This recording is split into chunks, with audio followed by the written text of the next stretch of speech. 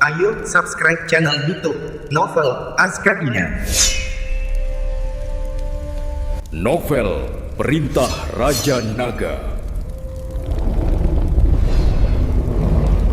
Bab 5525 dari Perintah Kaisar Naga Rentan. Di kaki gunung, sebuah gua besar terbuka, sekelilingnya dipenuhi rune-rune menakutkan. Rune-rune ini berkilauan dengan cahaya hijau redup, seolah-olah sepasang mata jahat yang tak terhitung jumlahnya sedang mengawasi mereka. Dua penjaga berdiri di depan pintu masuk.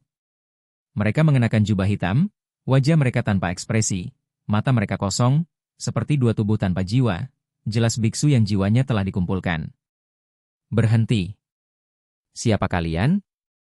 Teriak seorang penjaga, suaranya menggema di lembah yang suram dengan intensitas yang mengerikan.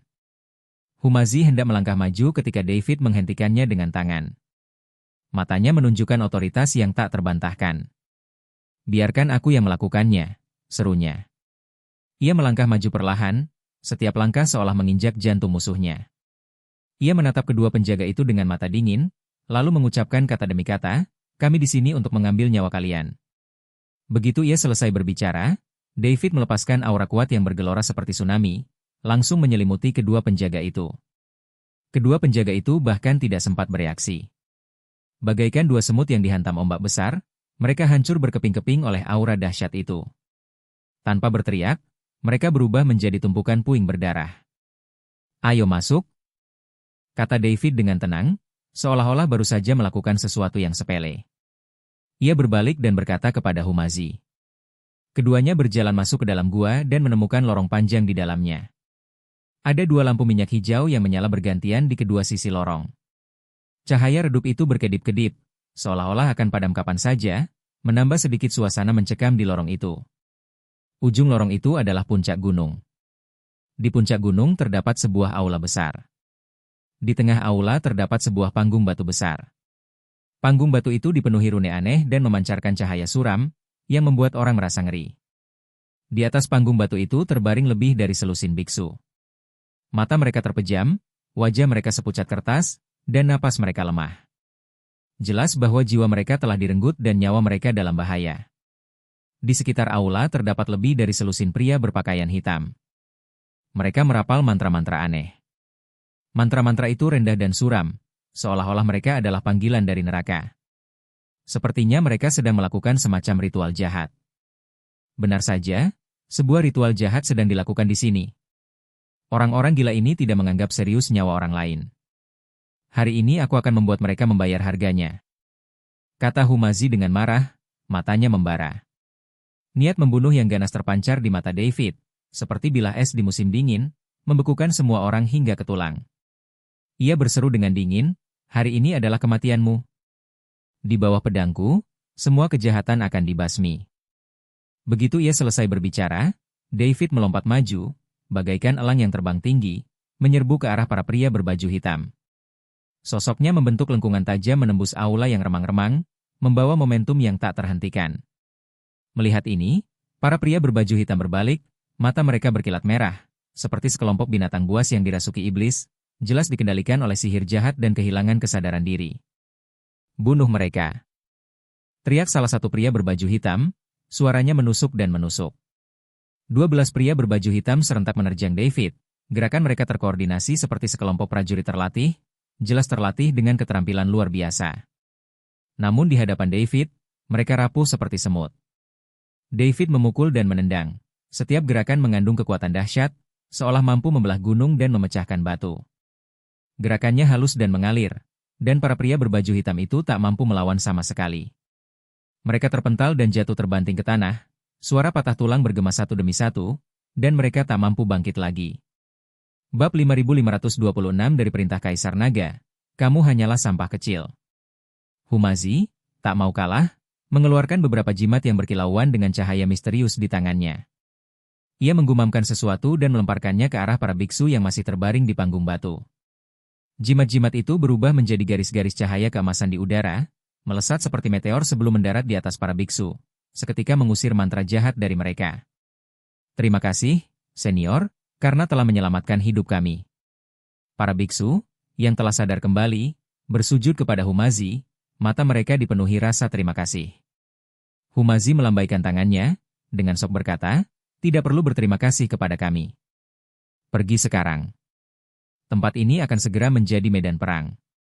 Amarah saudaraku lebih dari yang dapat ditahan orang-orang ini. Para biksu, tanpa rasa takut, tiba-tiba bangkit dan meninggalkan aula, seolah dikejar setan. Tepat pada saat itu, langkah kaki berat bergema dari belakang aula, seperti kematian yang mendekat. Seorang pria berjubah emas berjalan keluar. Wajahnya menyeramkan, matanya dipenuhi niat membunuh, seperti ular berbisa yang mengintai di kegelapan. Tak lain dan tak bukan adalah Master Istana ke-6, Jin Fu. David, akhirnya kau di sini? Aku tak menyangka kau menemukan istanaku secepat ini.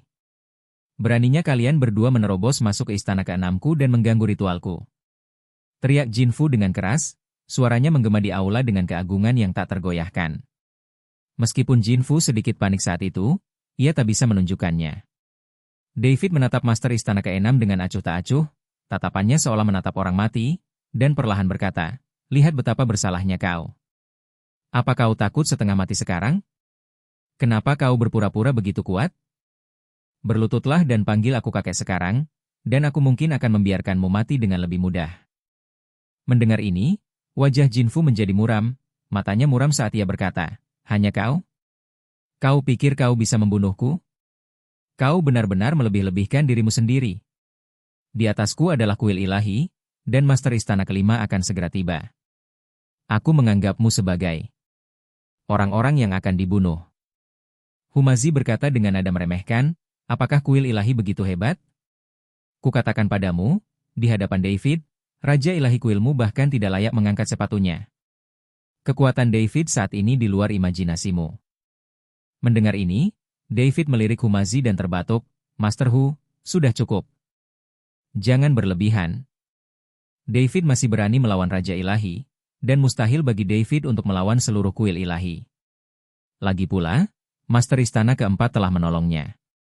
Aku hanya mencoba menakut-nakutinya. Tidakkah kau lihat bahwa Master Istana ke-6 hampir marah?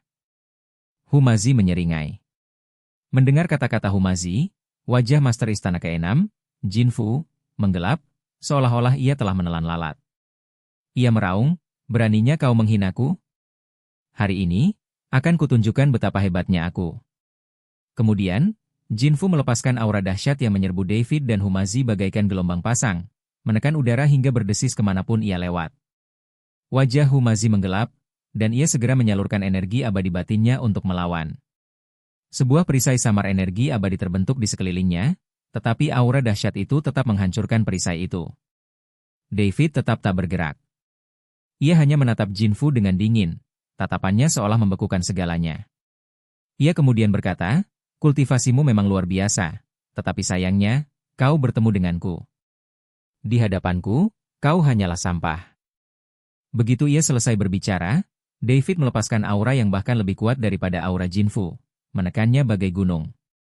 Jin Fu merasakan kekuatan yang tak tertahankan menyerbu ke arahnya, seolah-olah tubuhnya ditekan oleh gunung, dan kakinya tertekuk tanpa sadar.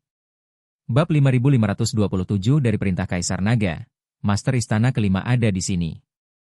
Wajah Jin Fu langsung memucat. Ia menatap David dengan ngeri, matanya dipenuhi rasa tak percaya.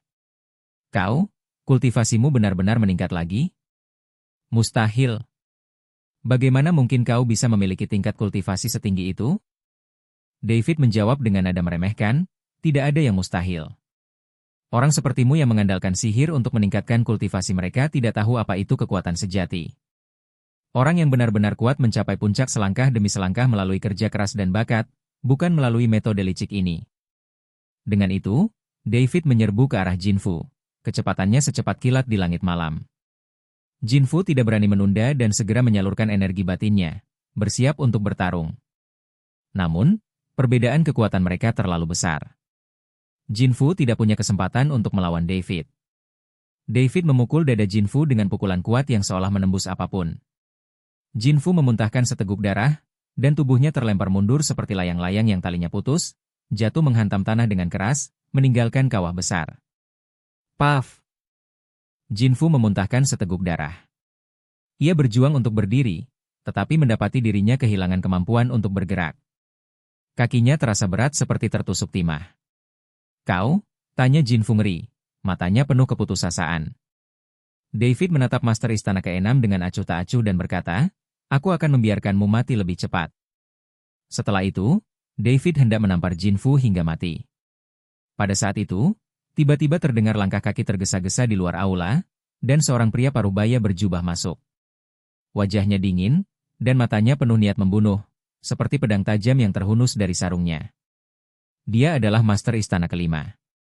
"Jinfu, apa kabar?" tanya Kepala Istana ke-5, dengan nada cemas di suaranya.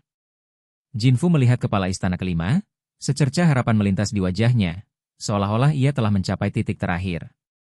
Ia buru-buru berteriak, "Kepala Istana ke-5, kau akhirnya di sini. Cepat, cepat bunuh mereka. Mereka merusak ritualku dan melukaiku." Tatapan Kepala Istana ke-5 tertuju pada David dan Humazi, bagaikan dua belati. Tajam, seolah ia bisa melihat menembus mereka. Ia kemudian berkata, "Apakah kalian yang menghancurkan guci jiwa dan membunuh para biksu di kuilku?" David menatap Kepala Istana ke-5 dan berkata dengan nada meremehkan, "Benar, itu aku. Jika kau tidak ingin mati, pergilah dari sini."